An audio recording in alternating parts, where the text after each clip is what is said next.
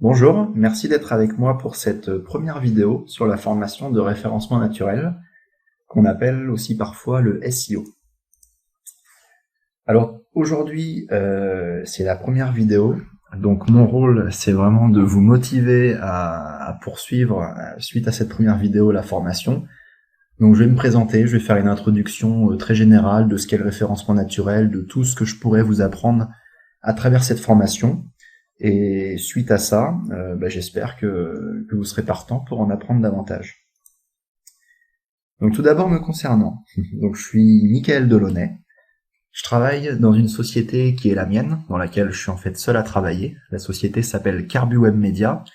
Et qu'est-ce que je vends à travers cette société? Principalement, je vends des prestations pour aider tous ceux qui cherchent à grimper dans les grands moteurs de recherche, c'est-à-dire Google, Bing, Yahoo, etc.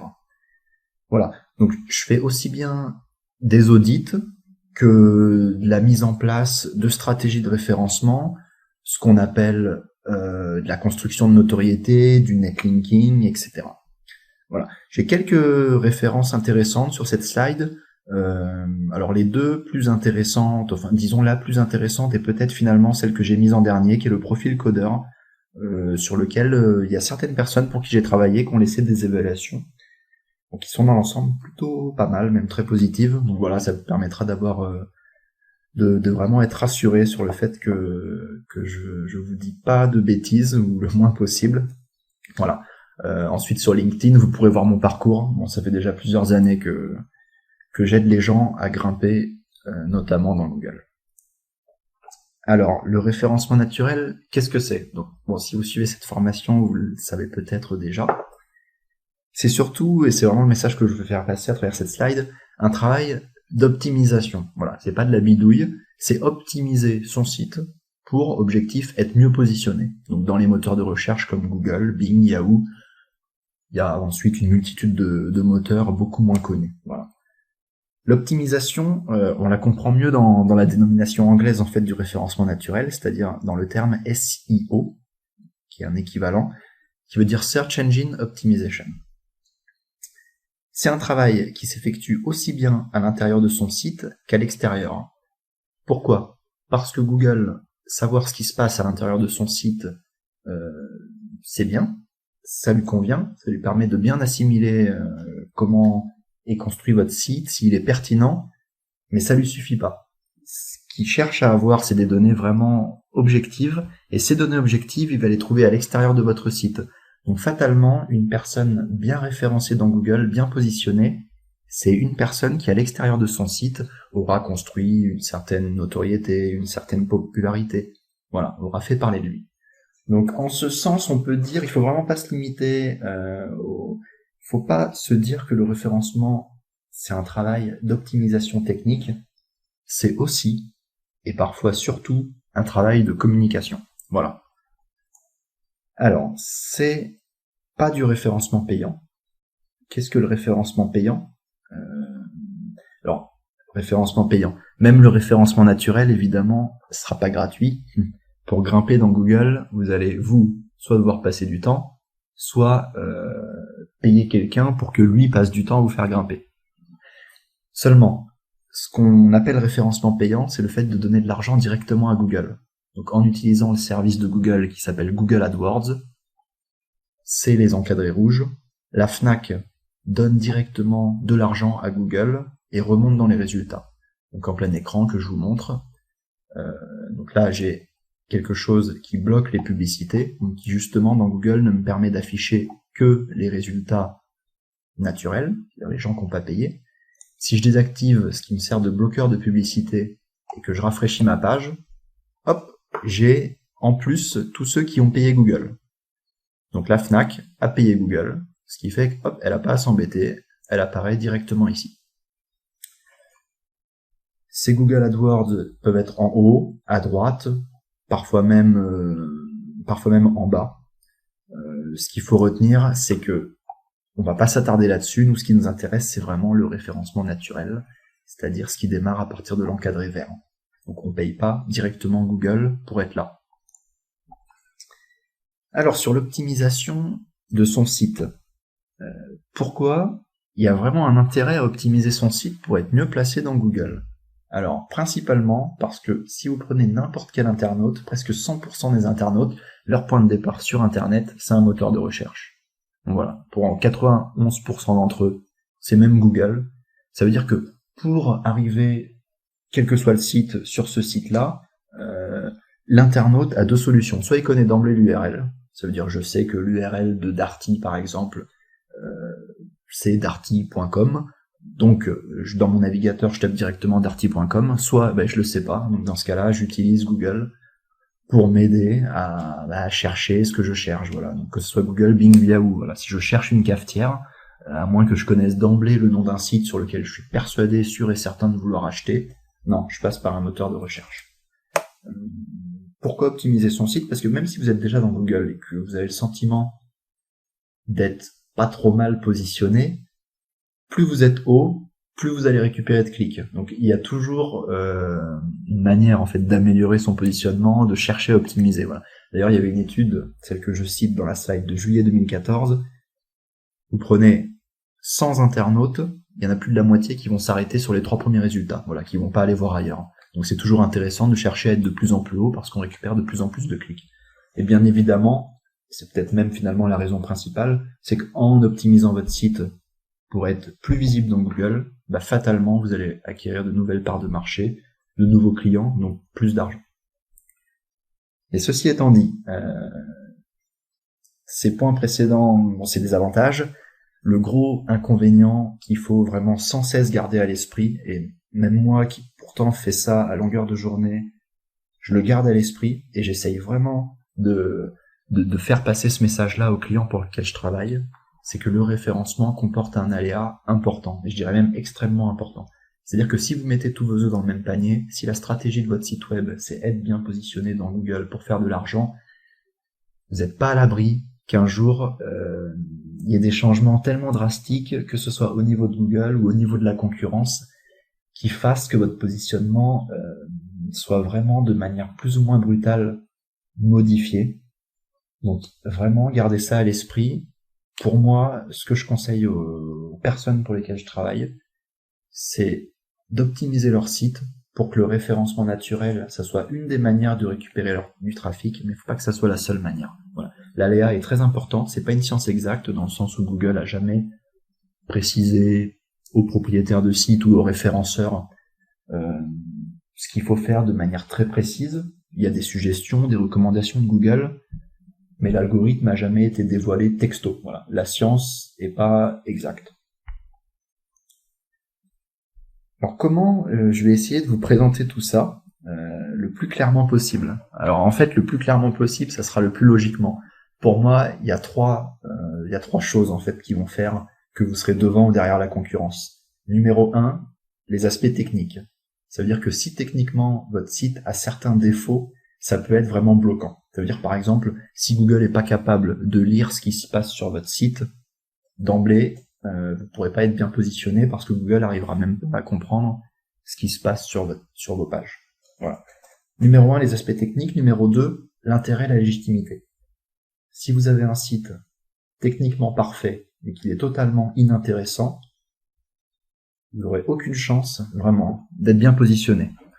Donc vaut encore mieux parfois avoir un site techniquement bancal mais super intéressant que l'inverse. Voilà. L'intérêt et la légitimité, c'est très important pour Google, parce que c'est ce que j'indique en bas de slide. L'objectif de Google, c'est de satisfaire ses internautes, donc de remonter des résultats pertinents. Si votre site n'est pas intéressant, forcément le résultat ne remontera jamais. Troisième point, la notoriété, la popularité. Donc là, on commence à faire un travail à l'extérieur du site, se faire connaître, être populaire, comment acquérir de la notoriété. C'est vraiment ces trois aspects, technique, intérêt, légitimité et notoriété, popularité, qui vont expliquer qu'un concurrent est devant vous ou derrière vous, que vous pourrez le doubler plus ou moins facilement, et que d'une manière générale, vous allez grimper dans Google. Alors je m'adresse à qui? Je m'adresse à beaucoup de personnes. Je m'adresse tout d'abord aux propriétaires de sites, donc que vous soyez débutant ou confirmé. Dans tous les cas, je suis vraiment quasiment persuadé que cette formation, ça vous aidera à mieux cerner ce qu'attend Google, dans le sens ce qu'il attend pour mieux classer votre site dans son moteur. Voilà, ce qu'aimerait voir Google chez vous pour vous remonter. Ensuite, je pense, enfin en tout cas j'espère, que les référenceurs pourraient aussi être intéressés par cette formation, parce que j'ai des points de vue qui sont vraiment assez détachés d'une manière générale des aspects techniques. Ça veut dire que j'insiste beaucoup sur la partie intérêt, légitimité et notoriété, popularité, ce qui n'est pas le cas forcément de tout le monde. Et donc je pense que à minima ça peut apporter un nouveau point de vue, et au mieux pourquoi pas permettre à certains référenceurs d'explorer des nouvelles pistes qui sont les miennes, de compléter ce qu'ils savent déjà.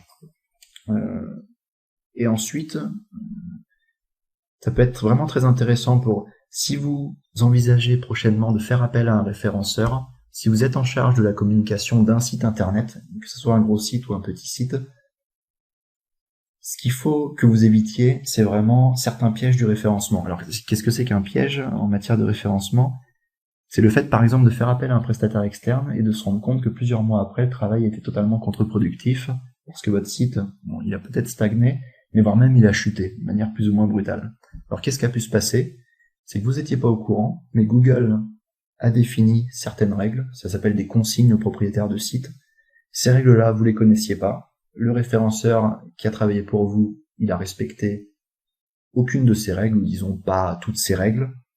Voilà. Et vous apprenez plusieurs mois après que vous êtes tombé dans quelque chose qui, au final, vous a pénalisé. C'est-à-dire que vous êtes dans une situation où vous n'avez pas respecté les consignes Google, donc, aux yeux de Google, vous avez fraudé, donc, vous avez été pénalisé.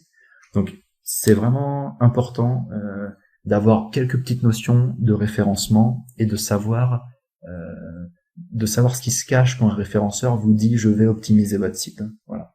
Donc, en ce sens, je pense que si vous souhaitez faire appel à un référenceur, vous n'êtes pas obligé d'aller dans le détail de la formation, mais au moins passer du temps sur les vidéos qui concernent les pénalités, etc. Alors au niveau des connaissances requises, relativement light, quelques notions de HTML, ça vous aidera, ça sera un peu mieux. Bon, après JavaScript et CSS, un peu moins. C'est marqué préférable, donc tout comme l'outil Google Analytics, là encore c'est préférable. D'avoir un outil qui va vous permettre de mesurer ce que font les internautes sur votre site. Donc pourquoi cet outil-là, ça va nous servir ? Parce que quand je vais parler d'intérêt et de légitimité, pour mesurer à quel point votre site est intéressant, c'est justement grâce à ces outils-là qu'on va détecter si les gens ils sont très intéressés par votre site, moyennement intéressés, voire pas du tout, etc. Alors, je fais beaucoup de références à Google et au service Google, je suis pas du tout pro Google, dans le sens où je cherche pas à vous fidéliser à l'ensemble des services Google, loin de là. C'est simplement qu'un outil comme Google Analytics est sûrement, je pense, l'outil vraiment le plus communément utilisé en France pour mesurer les audiences de sites. Voilà. Donc, je m'attarde logiquement sur les outils qui sont les plus utilisés. Pareil, au niveau des prérequis, donc encore beaucoup d'allusions aux logiciels et aux outils de Google. Pourtant, je vous répète que moi-même, je n'utilise pas tous les services Google. Donc pour le navigateur, pour la formation, j'utiliserai quand même Google Chrome. Si vous avez Internet Explorer, Firefox, Opera, Safari, ça fonctionnera tout aussi bien. C'est simplement que dans Chrome, je peux vous le montrer rapidement, il y a une petite console de développeur. Hop, je tape sur F12, elle apparaît. Donc cette console existe aussi chez la concurrence, chez Firefox, mais je trouve que celle de Chrome est assez rapide et assez facile d'utilisation. Voilà. Donc, je préfère l'utiliser. Donc si vous avez un site internet, n'hésitez pas dès maintenant, mais vraiment dès maintenant, à installer un outil de mesure statistique et un outil qui est l'outil Google Webmaster Tools qui va vous permettre de récolter des informations en provenance directe de Google. Ça veut dire que Google va vous dire, de vous à lui, ce qu'il voit de votre site, quels sont certains défauts de votre site, ce qui va bien sur votre site, voilà. Donc ça donne pas tout, c'est pas ça qui va faire votre référencement, mais ça permet vraiment d'avoir des pistes intéressantes pour détecter certaines erreurs. Et je termine sur les liens utiles. 4 liens. À mon sens, il n'y a vraiment pas besoin de plus. Le premier, c'est un rassemblement d'outils. C'est une entreprise, tout du moins un site qui s'appelle Link Research Tools. Donc c'est payant. Le prix est pas anodin dans le sens où c'est à minima 99 € par mois. C'est pas donné. Par contre, à mon sens, c'est vraiment l'outil le plus efficace, le plus intéressant pour le référenceur. Voilà. Je pense pas qu'il y ait plus intéressant. On aura l'occasion d'en reparler. Les deux liens qui suivent, c'est 2 sites internet qui sont pour moi les sites internet de référence si vous voulez vous informer sur l'actualité du référencement. Donc, le premier site, c'est un rassemblement d'intervenants. Le deuxième site, c'est un seul professionnel qui a ce blog-là. Voilà. Dans les deux cas, c'est des articles très intéressants, assez pointus. Il n'y a pas besoin d'aller voir plus loin pour s'informer, sauf à ce que vous ayez du temps, bien évidemment, pour parcourir d'autres blogs. Enfin, le dernier lien, je m'y attarderai davantage quand ça sera vraiment le moment. C'est un outil logiciel que vous pouvez déjà télécharger, qui va vous permettre de parcourir votre site, c'est-à-dire de le crawler, comme le ferait Google. Donc, disons presque comme le ferait Google. Donc, voilà, vous allez pouvoir parcourir votre site et voir quelle est la structure de votre site, les pages de votre site, un peu la manière de Google. Voilà. Dans tous les cas, j'espère que cette vidéo vous aura motivé à me suivre pour que je vous explique ce qui va vous permettre de grimper dans Google. Je vous remercie et je vous dis à très bientôt.